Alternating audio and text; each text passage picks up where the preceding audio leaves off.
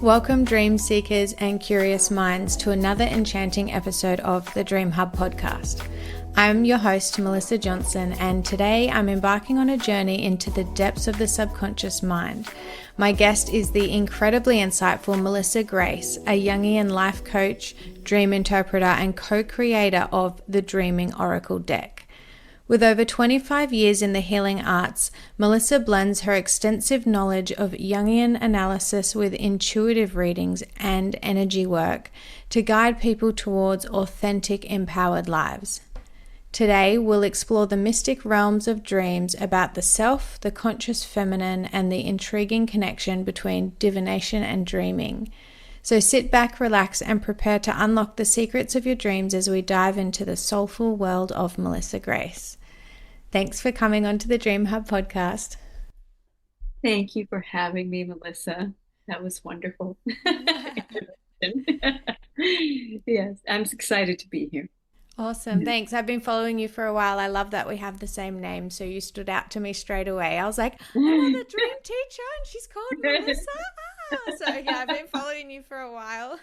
Oh, that's wonderful. I've been following you too and really admiring the work that you're doing. So I'm really, really happy to be here and so pleased that you are welcoming me onto your podcast. It's just wonderful. Thank you. Thanks so much. So could you share with us your journey? Like, what led you to become a Jungian life coach and dream interpreter? Yeah, so it all started, my unconscious kind of brought me into the dream world before I knew I was ready to go into the dream world. It was about in 1994. I was in my mid-20s and I was visiting San Francisco. Was living in upstate New York and visiting family friends in San Francisco. And my dear friend David, who is no longer with us, but he brought me to an iconic Berkeley bookstore called Moe's Books. And among the thousands of books there, I found myself intrigued by this book that I think was in the bargain pile called The Way of the Dream. And it's a book that is, it's based on a documentary it's pretty well known now. And that where Fraser Boa, I don't even know if I'm pronouncing his name right, was interviewing Marie-Louise von Franz, all about dreams. And I took it home, but I didn't really crack it until several years later, maybe around 2002, 2003, when I'd already been in Jungian analysis a couple of years. So that book kind of, just the title of it, it just started to engage me, into the world of dreams, and probably was part of why I eventually did go into Jungian analysis. So, yeah. Did that make sense? Yeah, I was thinking, so did you do psychology before you found the book? I was in therapy before that. Yeah, I started therapy in 1989. And by the time I found the book, I had been in therapy, I don't know, 6 or 7 years, but I wasn't working with dreams in therapy. It was a more conventional therapy. So it was sort of in the ethers that I wanted to work with dreams. And I think I must have flipped through the book. I did open it and read through it, but then there was just something else that when I decided, I left my therapist and I moved to New Mexico. And I decided when I moved to New Mexico that I would look for a Jungian therapist. So Yeah. And so then you found one inside of your own Yeah. Yeah. self. And I did. I found one. I found one, and when I first walked in the door of my of I of had my first session with my Jungian therapist, who I've been with since 2001. Um, she asked me to tell her a dream, and I told her a dream that was the main image in the dream was a tree. And at that time, I was going through a pretty it was a pretty chaotic time. I mean, the 20s and 30s. I mean, some people get through that in a grounded way, but I certainly didn't. And I was going through a big romantic upheaval, one of several during that decade, and um, was not feeling grounded at all. But in this dream, I had this image of a tree. So she asked me to connect with the tree and what I now understand to be active imagination. And I just felt this surge of energy go through me when I was connecting with the tree. And I felt a level of groundedness and connection that I had not felt before. It was amazing. And I just amazed that that kind of experience happened through an image. Um, and that I was hooked. That was, I was like, okay, what's the next session? I just kept on coming back and coming back. I mean, she never asked me like for a commitment. I just was, every time I had a dream, I called her, and I just kept calling her and calling her. And now it's been like 20 some years of me just calling her and saying, I had a dream. So, yeah. That's so cool. Did your And dream life start to go wild once you had a few of these sessions? Like, do you I think I just became deeply interested in it. I can't tell you if my dream life went wild, but I can tell you that the information I got from my dreams, my awareness of my dream life grew, Mm, incredibly. mm, And my sense of awe at what I was retrieving from my dreams, what the insights I was retrieving were amazing to me. So, mm, yeah, so you really loved understanding and the interpretation side of dream work. I love that part too. Like the oh, yeah. whoa, that's what the symbol was. It's like that Oh, mind no. blowing moment. Oh, no, no, that's the whole. I mean, it's like it's almost. I mean, I'm not going to say it's a drug. It's not a drug, but Yeah. it's just like that aha moment when it really resonates, when you figure out what an image means to you, Yeah. and it really resonates is wow, Yeah. wow.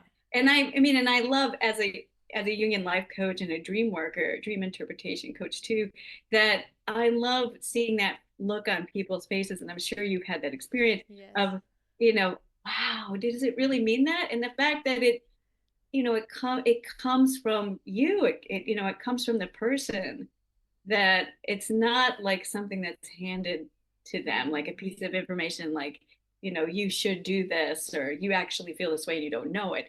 It's from them. And so it's undeniable. And yeah, yeah, very Mm. powerful because of that. Yeah. Yeah, I was about to say that moment's really empowering because it's not like Hmm. someone else telling you this is your life or this is what it means. It's you going, Yeah, whoa, exactly. yeah, I figured it out. On Yeah, my, yeah, and it came from within. Yeah. yeah, exactly. That's awesome. So you've interpreted thousands of dreams over your career. Could you share one or two memorable dreams and the insights that they revealed? Sure. Yeah.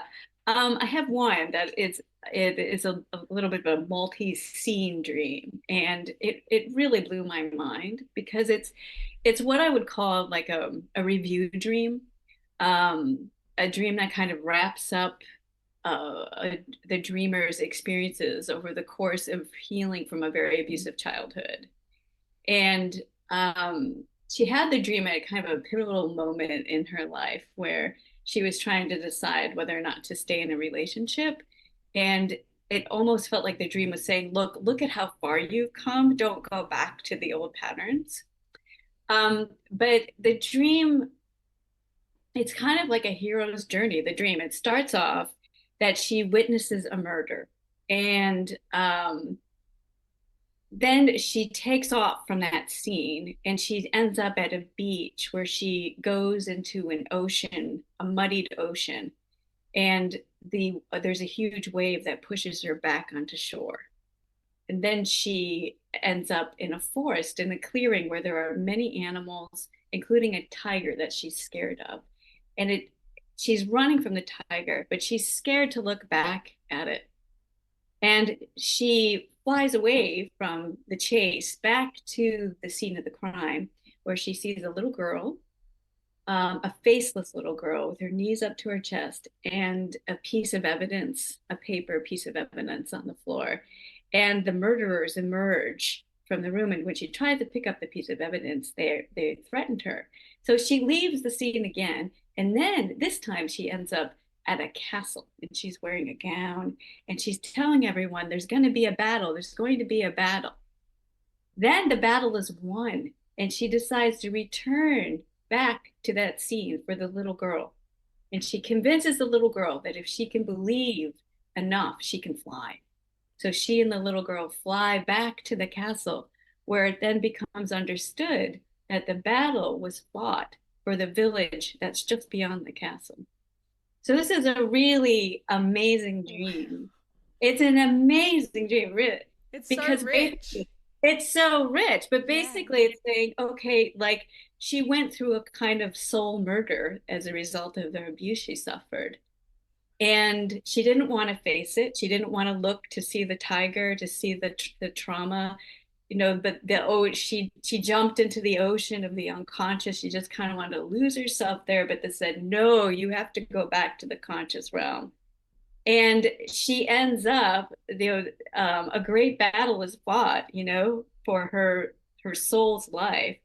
And she ends up at the castle, which is this great symbol of her soul. So she regains her soul, and her future, which the village symbolized for her, was protected. So I was amazed by that dream, because it's such the archetypal motif of the hero's journey, where you fight a battle, you go off on an adventure and you fight the battle, and then you come back to the place a different way. And in this instance, she comes back to to integrate her lost inner girl.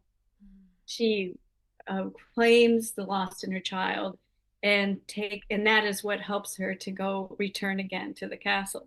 So that's one of the most memorable dreams I've ever worked with, and it was really quite amazing. Yeah, Wow. Yeah, that's huge. Like I said, I know. it's so rich. There's so many different things in it as well. Like if you were to fully go into that dream and That's explain all of the interpretation and everything with her, it would be like a 2 hour session because that's there's exactly right. like Yeah, that is exactly right. And I'm leaving out little parts of it and things, yeah, I because can just to make it more succinct for to describe it. But yeah. absolutely, that's one of the dream. What's a dream you could return to over and over again? Mm, That's like a dream for a lifetime, what a that you gift. can return to that over and again, and get more and more out of it. Yeah. And So, it might yeah, even end up being a recurring dream in yeah. different stages of her life when she needs it. Yes, Mm, yes. Yeah, like remember you're the hero. yeah. Remember, you faced the tiger, you faced the wounded inner child who was faceless, Mm, and you've done it before. Don't You can do it again, or don't be brought back into those painful places. Don't assume you have to go back, because the castle is yours. You are the castle. You are the princess in the gown. Um, so you are the queen of your life. You are royalty. mm. Yeah. There's so much. That dream is showing a lot about the importance of being true to yourself, being connected to your soul. And you talk about this along with the conscious feminine. Could you explain what these types of dreams typically entail and why they're significant? Yes, yes. Yeah, there is. I mean, because the conscious feminine is so much about authenticity, about being who you really are in your body. And um, I think, the way I think about how I see the conscious feminine showing up in dreams is there's a need to disidentify with the archetypal feminine. like for instance, the Great Mother. I think something I see a lot in women is they become overtaken by the mother archetype. So they're mothering everyone and everything, but they don't mother themselves. Mm-hmm. There's not like an embodied connection to the self. So there's this need to leave the realm of what one would want to be ideally the realm of the gods and the goddesses and become like a very limited human. Mm-hmm. Um, that's a conscious feminine, and I think so. A dream. There were a few dreams that came to me as I was thinking about that, and one of them is very simple, and it's a dream I heard Marion Woodman describe at in a recording of a conference she lectured at in Switzerland. And the dream is an anorexic dream, and the dreamer is walking down a spiral staircase from the gods of the auditorium. So she's walking down the archetypal realm down to the stage of this auditorium where Mahalia Jackson is singing. And I don't know if you know her, but she is a late great gospel singer, a very big woman in a big, gorgeous, soulful voice. So this is for this dreamer, this woman, this large woman, the dream was like amplifying the need for embodied to be an embodied, have an embodied, authentic experience of her own soul.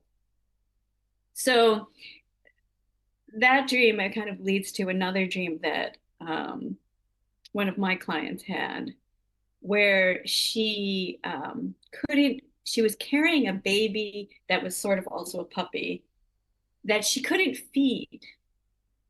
And she was at a place in her life where she, as she put it, had been kicked out of being a mother, kicked out of the mothering role by an adult child.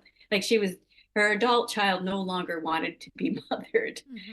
So she has this dream of this baby that she can't feed. And she tries to get it to suckle on a mango juice and then ends up handing it over to a friend named Mary, who is going to breastfeed it, but she can't watch. So in that dream, like, she's the infant. She's that she doesn't know how to feed, and the mango is like the food of the gods in India. So she's like trying to engage the archetypal realm, like be in the archetypal realm to feed it.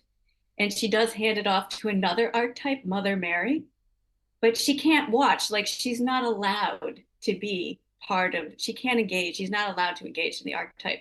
There's a point in the dream where her partner says to her, she's about to go out to get baby food. And when she realizes she can't feed the baby, and her partner says, no, it needs milk. It needs human milk.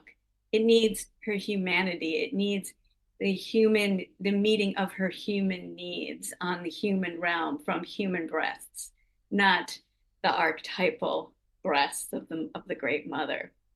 So, and the last dream in this is also of a woman who is identified greatly with the mother archetype and was trying to find herself outside of that. And she dreamt of two enormous refrigerators in the basement of her childhood home where she's playing with her little girls when they were little. And the dream was like amplifying her need for her own nourishment. That these are these huge refrigerators that hadn't opened in a long time. They were dusty. And that was her capacity to nourish herself, which she hadn't opened.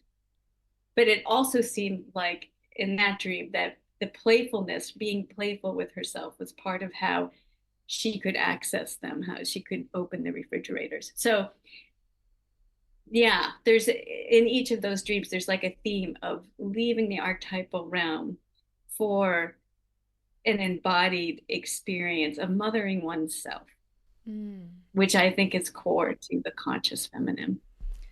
I think it's such an important topic to highlight because I suppose putting it in like the simplest terms, I see it happening a lot. I mean, I'm the age where there's a lot of people having little kids and mums Mhm. going from being in their 20s and knowing who they are and like loving their life or whatever, and then becoming a mum and feeling like they have to have that complete shift, and then all of their Yeah. wardrobe changes into mum clothes. And I notice that like the hair goes in a bun and they'll only wear the Mhm. backpacks of the nappy bags, and like everything Mhm. changes about them. And I know that when I first had my daughter, I felt like, oh, am I allowed to still wear like a sexy bikini at the beach? Like, am I Mhm. allowed to wear a mini skirt out, or is that too Mhm. sexy now that I'm a mom? And I started changing the Mhm. clothes that I would wear for clothes that didn't really suit me, because I'm very like flamboyant and out there usually Yeah, in yeah, what I yeah. wear. And I was like almost shaming myself for that without Mhm. even understanding it. And I think that like collectively there'd be so many dreams happening that you're speaking about, Mhm. trying to get us to connect and to look after ourselves, but also realign with who we truly are, and to stop trying to force just being this one new thing of a mother. Like, we are a million different things. So, Exactly. I mean, there's so much pressure on women to be the ideal mother. I mean, to be the ideal woman in many ways, like have the ideal sexy body and be the ideal friend and the ideal nurturer, and the ideal mother. But I think that being the ideal mother is probably one of the most imprisoning things. And underneath that, there's just the authentic self still remains. mm-hmm. Um, so yes, and in a way, also our Western societies kind of there's not a lot of help for moms and families.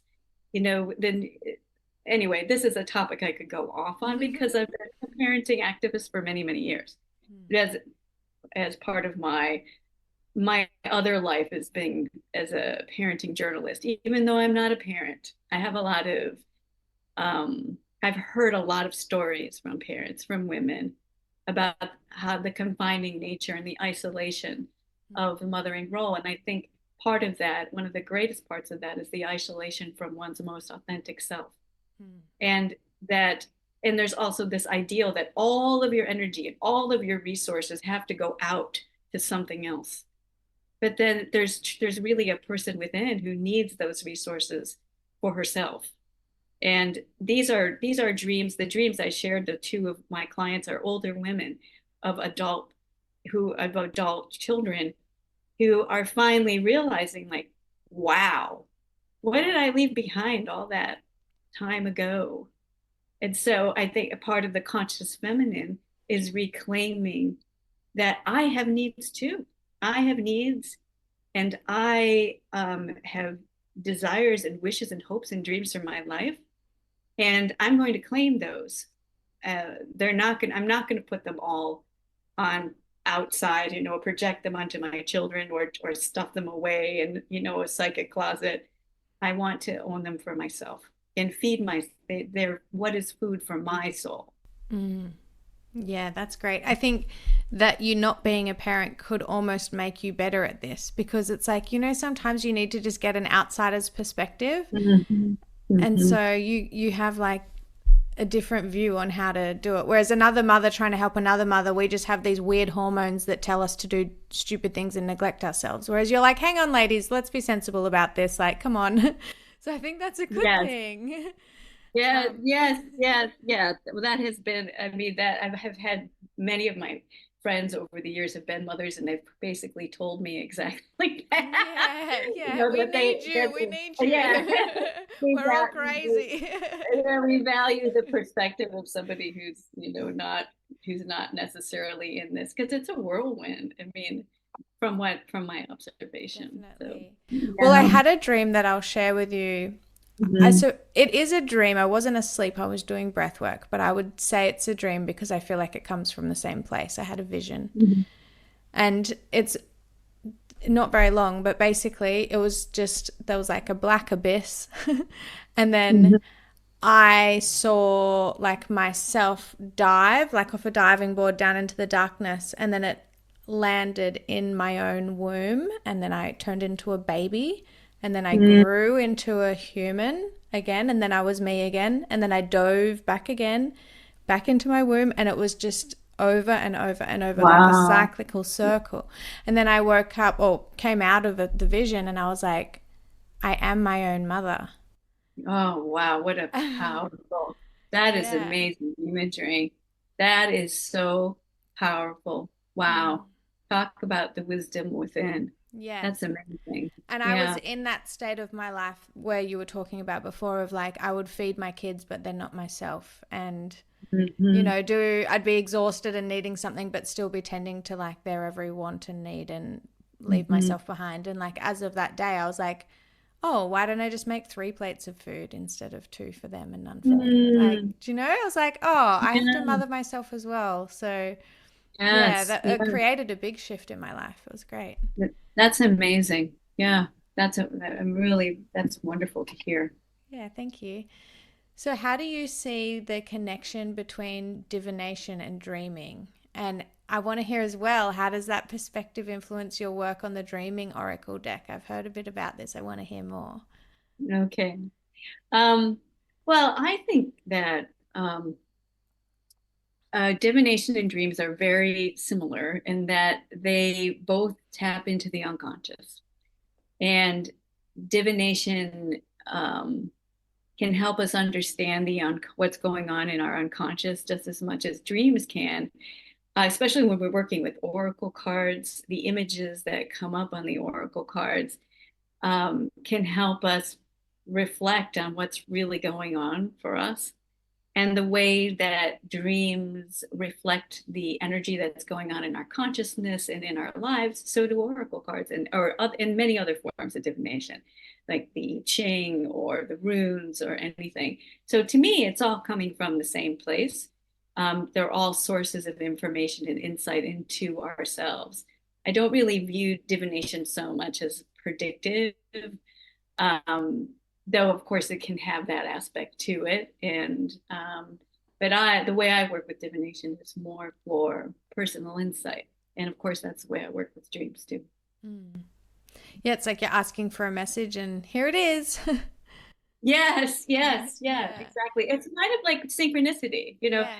I mean, you're walking around and you're looking for a sign, or you're not looking for a sign, but there it is, you're thinking maybe I should move to the West Coast, and all of a sudden you see license plates from the West Coast.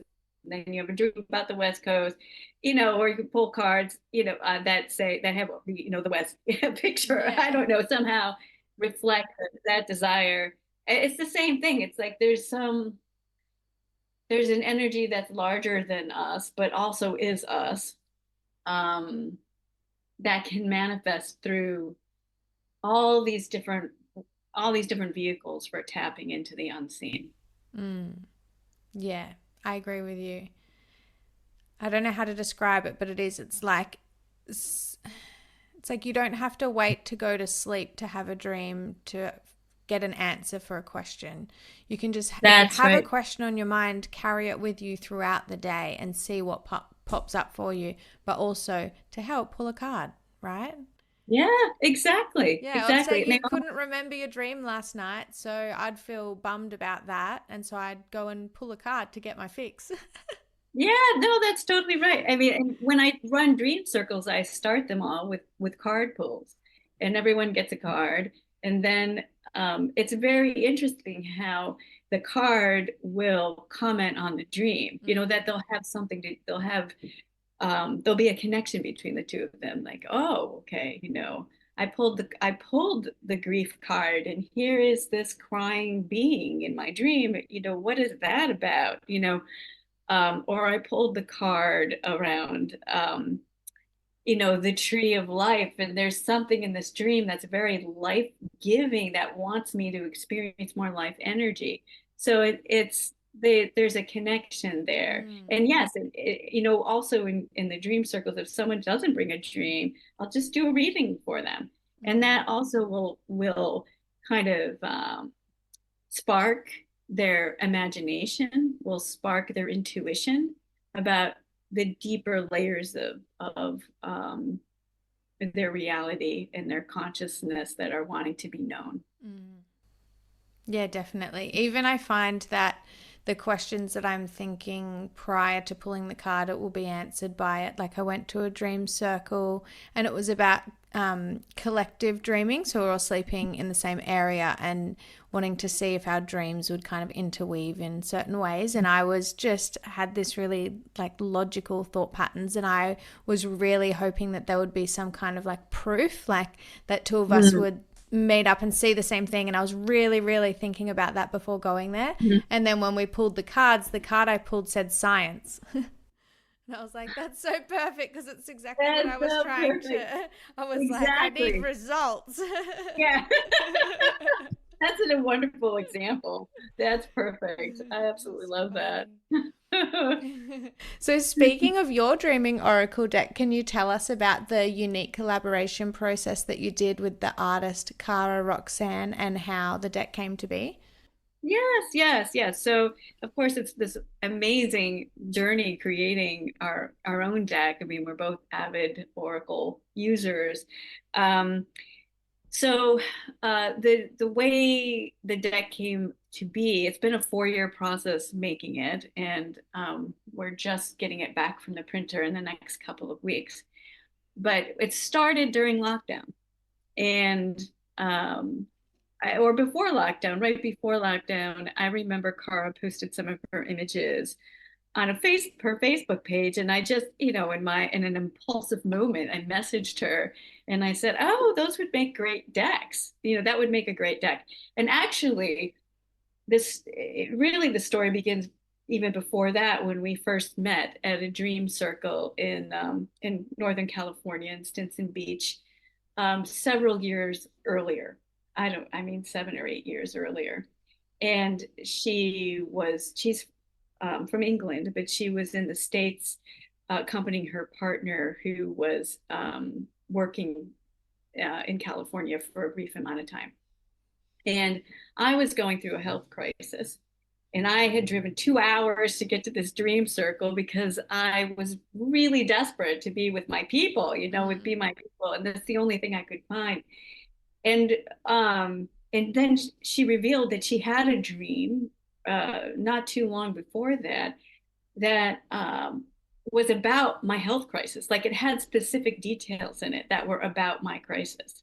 And when I realized, wow, we have a connection. Mm. So we stayed in touch via Facebook and other and Skype calls. And then came the day where she posted the images, and I said, "Oh, that would make an amazing Oracle deck." And she's like, "Let's do it." And then it was maybe a few months later that COVID appeared and lockdown happened. And she And said, COVID was "Hey, like, it's time to do it. it's time.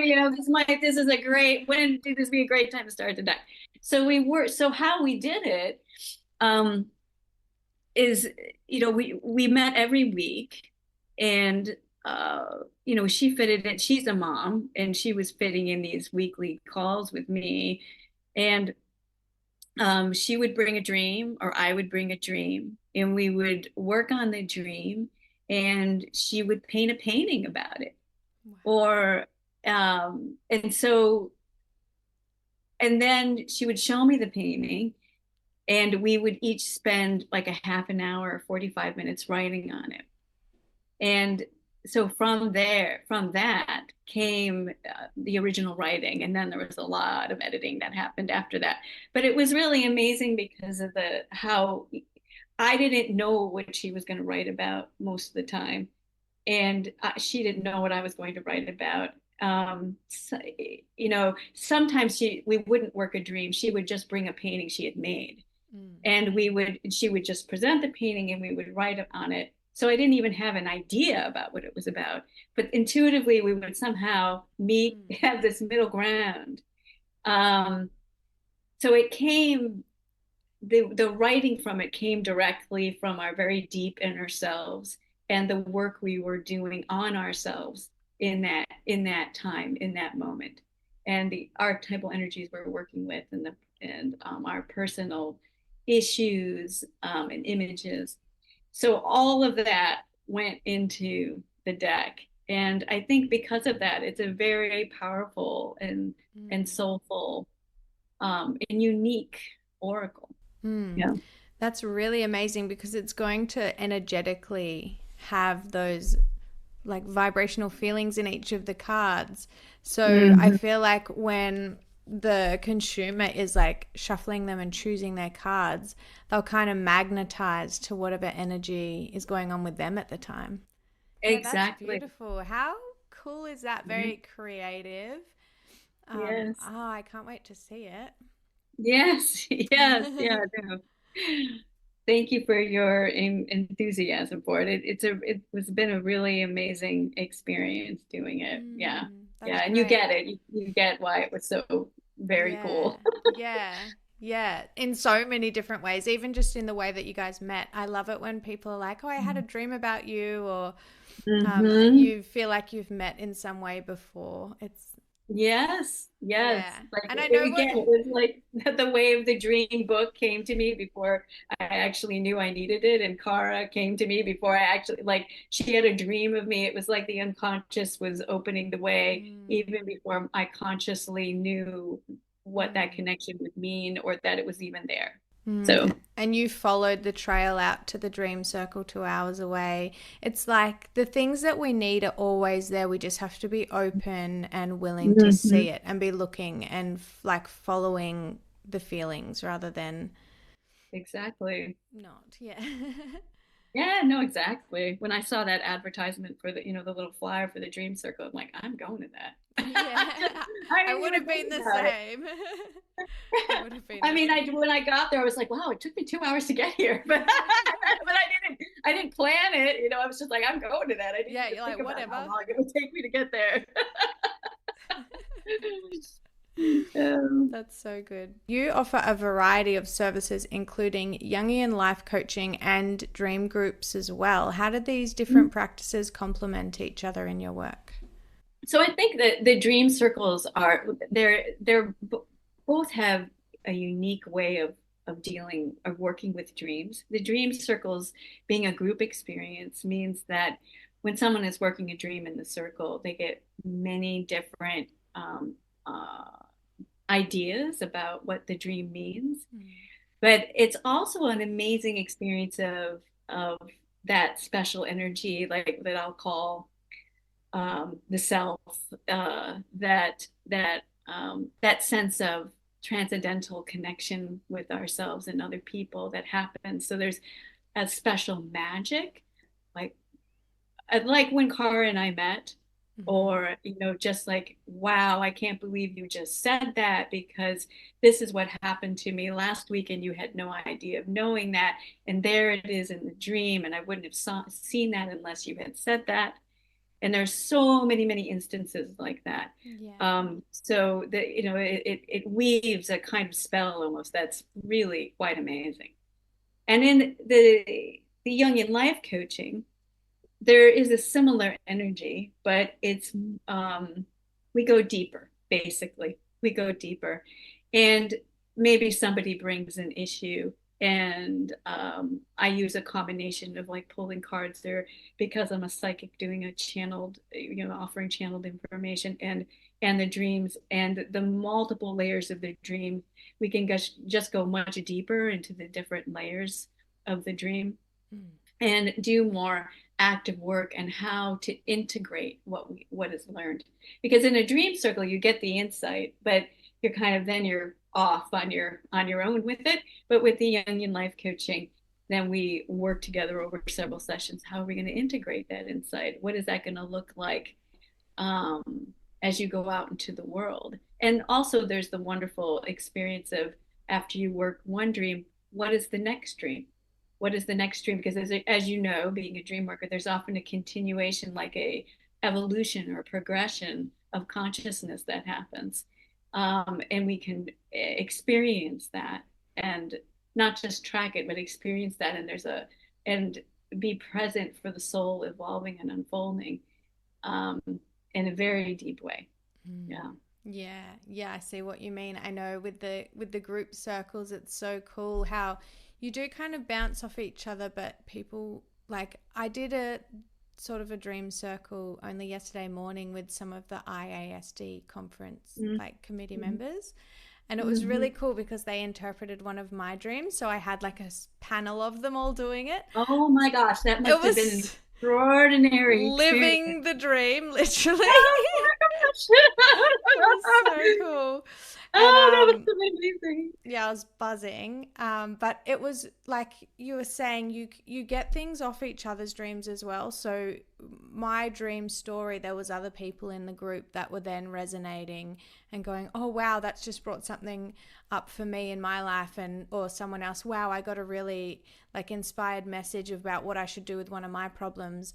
And so Mm-hmm. even though it might be you go to the dream circle and you might not even have a dream to tell, you can still get so much from other people's as well. Absolutely. And having Mm-hmm. so many different people there, they're all coming up with different questions and noticing different symbols that were standing out to them, and Mm-hmm. giving their own experiences back as well to make me think of things in different perspectives. So yeah, it was incredible. So yeah, if anyone listening hasn't tried a dream circle, definitely try out one of Melissa's when she's got one coming up next.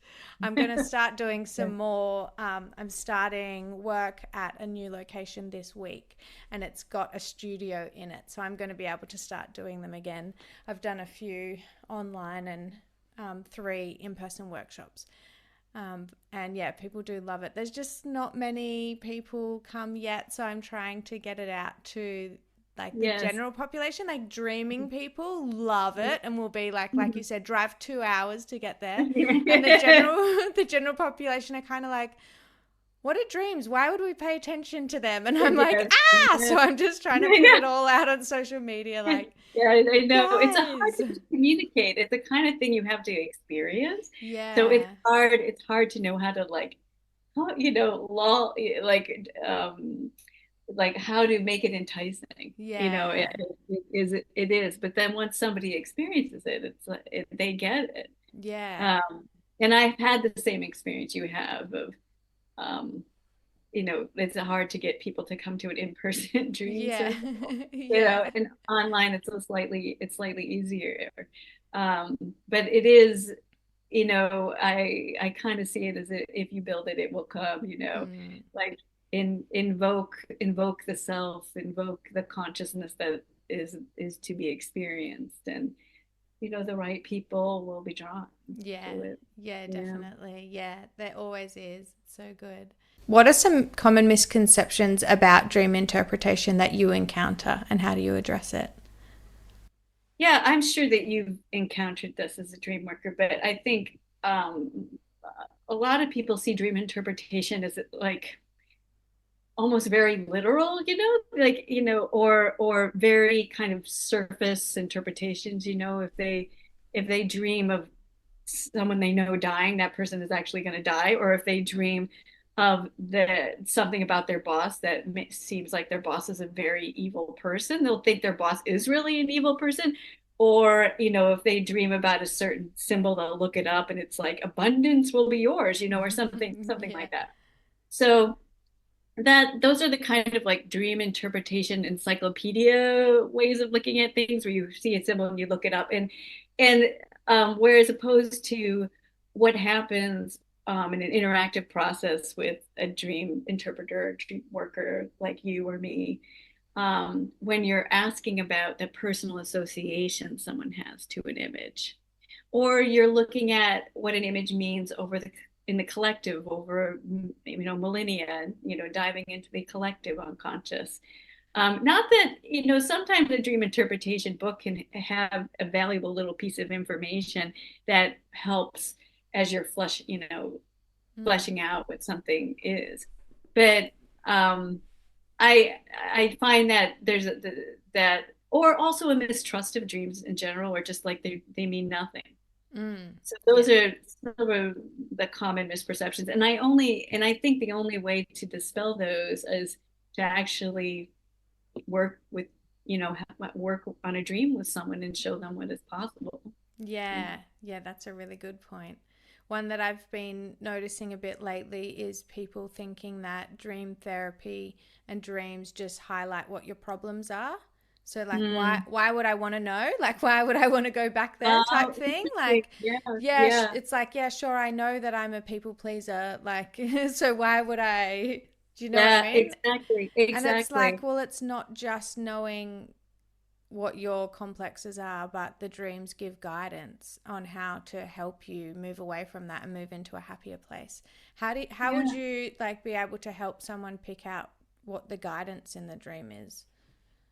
Well, I think I love that question, and I think because it highlights something I have noticed in dreams for some time, which is that the dream will present a problem, but it also presents a resource of some kind, Mm. usually. You know, whether it's a helpful person or a place that's very soothing. You know, for instance, if somebody is dreaming about an upsetting conflict, that there's usually something in the dream that's, you know, like a piece of fruit that can be eaten, or a lake where that seems peaceful, or a helpful person that brings a helpful object.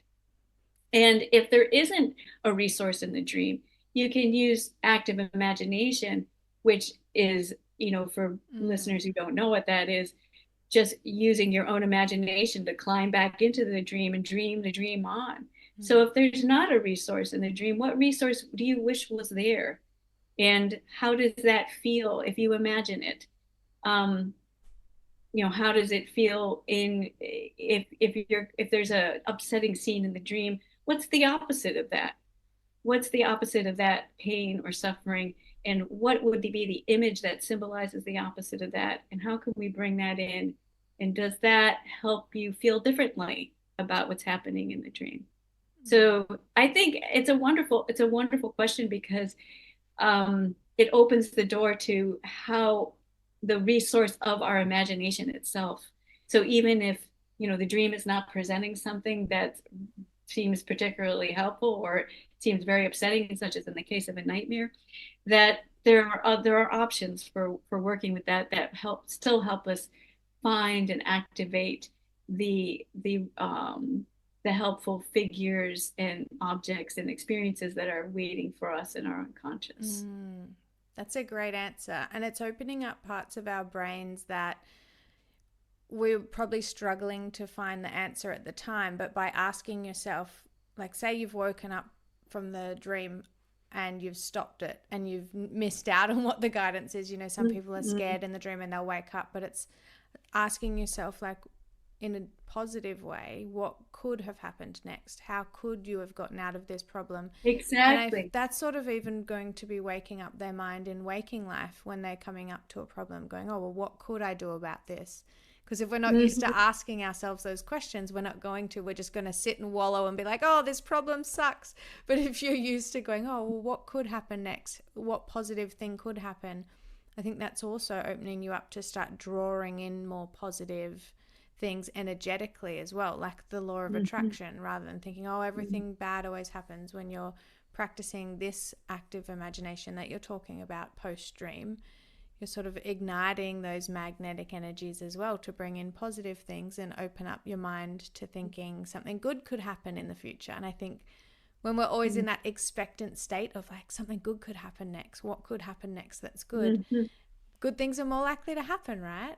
Mm-hmm. Yeah. Yes. Yeah. And you're using, um, it's empowering. You know, Mm, it's empowering to open to that, and it's empowering to use your imagination instead of for worry, yeah, for what is possible. yeah, What is possible? yeah, Yeah, that's that's great. positive. Thanks for sharing that.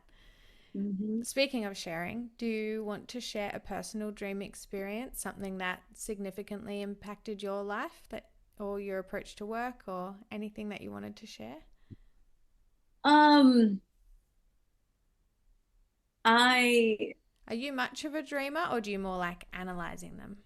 oh no, I'm a huge dreamer. In general, I do not I share my thought so. dreams with Ah, the people I'm working with because I feel like it's the we're working with the unconscious, and I yeah. don't want my unconscious to contaminate their unconscious.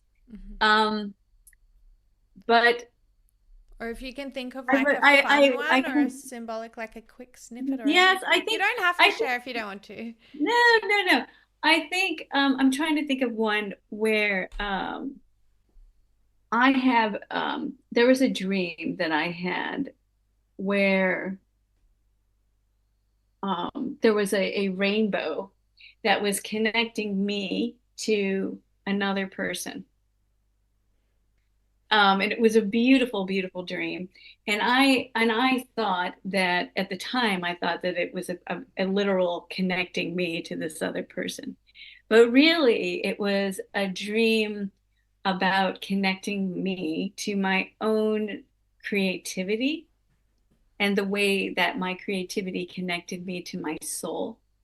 And Mm. when I realized that, there was such an awesome, awesome feeling of the possible, to link back to what we were saying, Yeah. to the possible, what was possible with my own creativity, like the rainbow of possibilities of consciousness, and in my own life, and that the magic wasn't with the other person or outside of myself, but inside of myself. Yes. So that was a very beautiful and enlivening dream, that gave me a lot of creative energy. Yeah, I bet. Like a full spectrum, like a rainbow. Yes, exactly. The full spectrum of consciousness as opposed to like that limited sense that can overtake the conscious mind. Oh. When we're running around doing our day-to-day Mm. stuff that we have to do, and we forget about what's possible, these and but the other realm is still there. That's so The cool. unseen realm is still there, with saying there is so much more available to you. Mm. Yeah, and that was a dream that reminded me of that. Mm. And I wonder if it's also trying to remind you that your creativity like flows through and lights up to other people because it was connecting to someone else. Yes, So it was like that gift when you're feeling it and sharing it, then it's flowing through to others. that's beautiful. That's a beautiful interpretation. Thank you for that. Thanks. Yeah, wonderful. So, just before we go, lastly, what message do you hope to leave with the listeners today regarding their own dream exploration and self discovery journey? Well, I hope very, very much that whoever is listening considers that their dreams have a wealth of information, insight, and ways of experiencing themselves that they can't, that have not presented themselves, that they can't even imagine. That is, Yes. beyond their imagination, and that they can experience renewed hope and a renewed sense of self-esteem and self-worth and self-empowerment. They can experience direction for their lives, awareness of their life purpose, um, as well as just deeper knowledge of who they are on a spiritual level, as well as on a psychological level Mm. through dream work. If you're looking for a spiritual home, the dreams can show you that it's inside of yourself in a very palpable, believable way. So I wish for everyone to be able to tap into the world of dreams. Yes. Mm. Thank you. Yeah, it's an experience to be felt, isn't it? To go Mm-hmm. through. Yeah, like you said, you can't, we try our best to describe it, but like you said, it's really something that the person needs to experience themselves and then go, whoa. Yes, exactly. Yeah. Exactly. Mm-hmm. Thank Yeah. you. That And was are you going to go awesome. to the ISD conference? I knew I that you were am. looking. Yeah. Are you That's going to be great. there? Yes, yes. Yay. Oh, Yes, I want to be able to good. meet you in Yeah, we'll person. catch up. Yeah, awesome. Oh, that'll be great. Now, that brings us to the end of another deeply insightful episode of the Dream Hub podcast. I want to give a huge thank you to you, Melissa, for joining us today and sharing your profound wisdom and experiences. And to my listeners, I hope that today's conversation inspired you to delve deeper into your own dreams and discover the messages and wisdom that they hold. If you're interested in learning more about Melissa's work or booking a session with her, I've got her links down in the show notes so you can just click directly to them. Now, don't forget to follow both of us on social channels and stay updated on upcoming episodes. Until next time, keep dreaming, keep exploring, and keep embracing the journey to self-discovery. Sweet dreams, everyone. Thanks, Melissa. Thank you, Melissa.